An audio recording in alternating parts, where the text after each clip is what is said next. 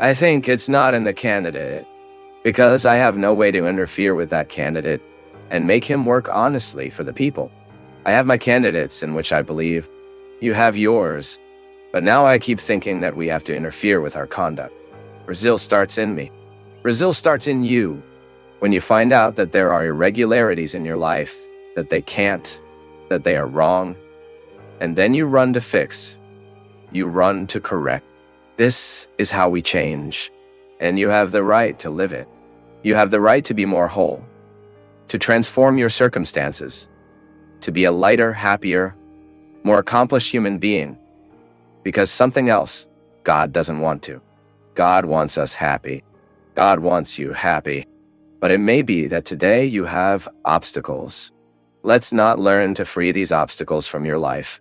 You deserve it. You are entitled.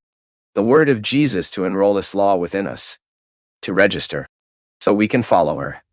Not because someone is asking us, not because someone is forcing us or sending us.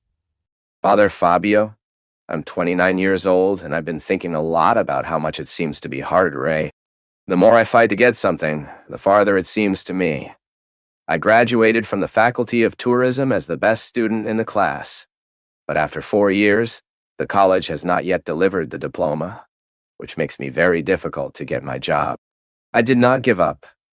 I did postgraduate, and now I am taking a technical course in computer science.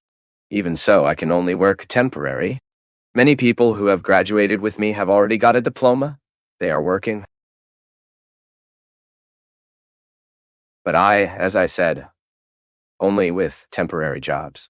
Why my professional life? In my professional life, everything seems to be so difficult, priest. My daughter, sometimes we live a few moments of life when everything seems kind of tied, a little truncated. I have a friend that I tell him this from time to time. Everything goes wrong for him. His bank card blocks every week. He will take money. The money does not come out. But it is said that afterwards it came out. He has to get a mess on the bench again. Everyone receives the right correspondence with his password. His does not come. So, sometimes we think that I'm going to use ugly term. Sorry for my ugly expression, but this cannot apply to our lives. We have to do everything so that we never have this complex.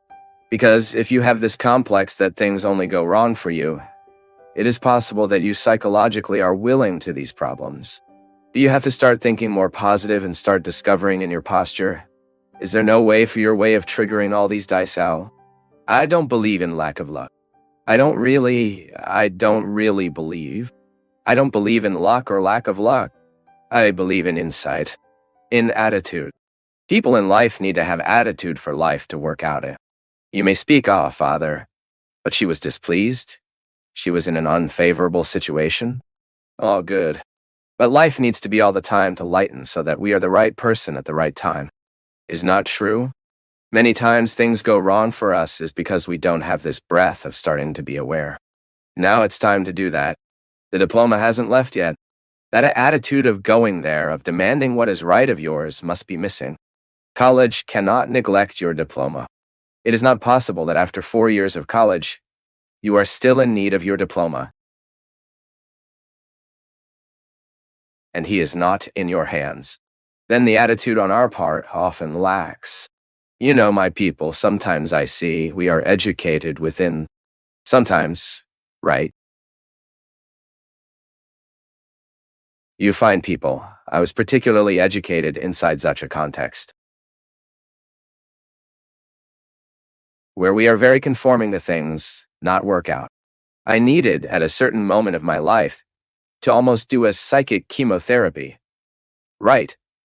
To expel it from me. Sometimes we house a very conformed spirit within us.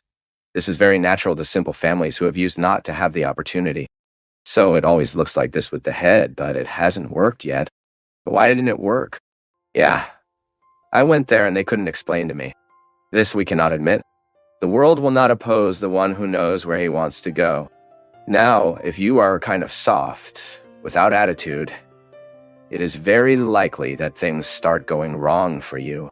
That's why I'm saying we need to be careful all the time to do the thing the right way.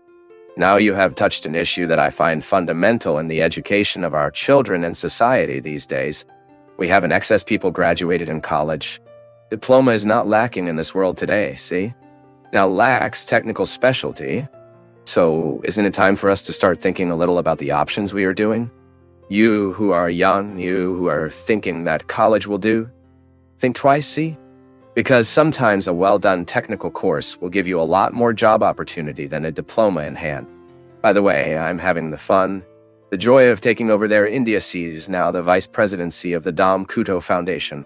And the Dom Couto Foundation is an institution, not a foundation from the Diocese, which aims to do good, do charity. Only we no longer want welfare works. We know that welfare can accommodate people. And you know what is the main work of the Dom Couto Foundation today? Training of young people in vocational areas. By the way, this is the way. If today we want to effectively help a person, it is to give them the opportunity to learn the craft too. If you, for example, take all the technical areas in the world today, the specialized work. So I need a bricklayer in my house. My father was a bricklayer. My brothers learned the craft, but only one of them who still works today as a bricklayer. Today I have friends there in Taubaté who work as a construction company. They speak, Father, if today it rained 20 church there in Taubaté, it would still be lacking labor for so much service. So often we are heading to college, and we are forgetting the practical professions. The moment will come when we will need an electrician. We will not have. There will be the time we will need a bricklayer. We will have. Why? Because everyone is heading to colleges, for that, to that. But practical life is losing space. So if you have the possibility to do something, if you have suddenly, then an aptitude. Oh. I like to mess with wire. I like it. Go study. You will take an electrician technical course. Will be empowered. Leave the story that everyone has to have a university diploma. Because it is already passing, see? Even this is a reflection that we need to do, because many of our children will face serious problems of unemployment in the future, because of the excess of faculties that we have today in Brazil, which has become a business, right? Everyone today has college. Our cities are crowded with college. And many times when we need a good employee who knows how to do a good carpentry service, joinery, we don't have and this is a matter that is worth it. So take action. Then I was telling the foundation, do you know what the first class will be formed now? They are experts in the restoration of images, because the foundation had the museum there, with many pieces that needed to be restored, had no money for it. We sought the partnership with CSE, Sony, and SESI, and are there receiving training qualified and then not only renovate the images, make the restorations that the museum needs, but then can also work elsewhere and take the profession forward. And what is interesting is the first class that will have this formation in Brazil and will come out of Taubaté. There are 26. It looks 26 or 27. Young, specializing in restoration of images. Then it's worth we think about it, right? Today, often people are facing unemployment. It's because everyone is with the diploma, but you don't know how to do much with that diploma. So is the diploma important? And is academic training terms important? But we must not forget that technical training is as important as. And today there is a vast labor market needing these professionals and lacking specialized labor to happen. It's not all that needs to be changed. It's not like this.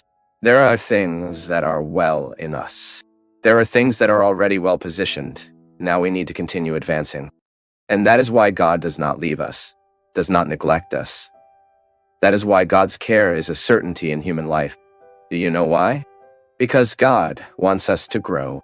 When I say God takes care of me, This is not just a beautiful and poetic phrase without practical developments in my life. God really takes care of me. I feel it in the little things. And by offering me your care, God is not wanting to accommodate me. Because sometimes we think that taking care is to accommodate the other. It is to cook and prevent it from the process of life. No. Care is the basis of all growth.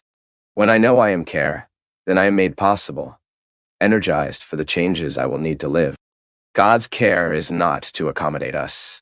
God's care is not for let us here, in spiritual laziness, quiet, no. And by saying that God takes care of us, God is taking care that we are not accommodated from the human being we are being today. Then you can take this truth to you. From this feast, you are part. This wonderful truth of faith, anthropological, strongly grounded in history. It is for me and you. It's not good in life for us to know that someone is taking care of us and why we are being taken care of. Can we take a little bolder flights? The flights we need to take in our humanity are directly linked to the improvement that we need to live as people. You realize that, in today's history, you are invited to give a ripe response to life, the circumstances you have, to the people around you, to your work environment, to me, my people. It bothers you a lot, because I am aware that the first place of our evangelization is precisely in the place of our circumstances. Ortega and Gasser, a Spanish philosopher, he said a very interesting phrase. He spoke like this: I am, and my circumstances. What was he wondering about it? That I am, that my personal structure, that my being, what gives support to what person I am, is directly linked to my circumstances. So I am influenced by my circumstances. The circumstances influence what I am, and may even help to transform me. But, too, can't forget that I, being person, I am also invited to transform my circumstances. It is an interaction all the time. You live it. Imagine that in your work environment you are the first being responsible to transform circumstances. Then you no longer expect the other to be better, that the other is honest, that the other is true. No. God takes care of you, and automatically you are committed to this need to transform your circumstance. That's why we believe that Jesus is able to change the world. Why? Because we believe in the possibility of our hearts being different. This phrase, God will change the world, can only be true the moment we make the commitment to be this world, to be transformed. Christianity is this force that strives us, which puts us in a fight all the time to make a difference in the environment where we are. This is why the law, before being written on paper, has to be inscribed within you. It is not because the role forbids me or allows me that I will do it or stop doing. Jesus already said that. The law must be recorded in your hearts. He told this to the people of that time for a very simple reason. They tied the law to the kidneys within the packages, wrote the excerpts of the law, and tying, by since, the men and women of that time believed that they were with internalized law. But Jesus says, it is no use this law hanging from you, if she not inside the heart. Jesus is very wise. That's why he has revolutionized the world, and that's why he continues to revolutionize our lives, our structures, because he goes to the root of history, where we learn. Pedagogy tells us that the human being can be better as he learns and sees his goodness as a value, a code of conduct, character, citizenship. These are values.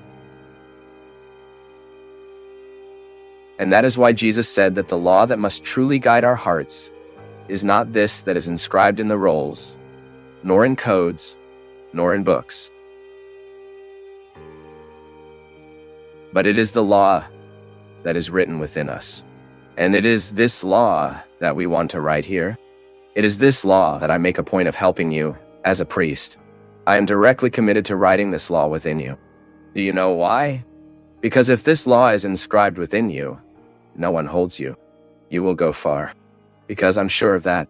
When we have these laws inscribed within us, in the principles of honesty, citizenship, love to neighbor, respect for God, fraternity. When we have this law inscribed within us, we are already building heaven in earth. I keep seeing this political campaign that sometimes disgusts us to see, watching on television. I keep thinking, oh my God. When we are truly internalizing the values,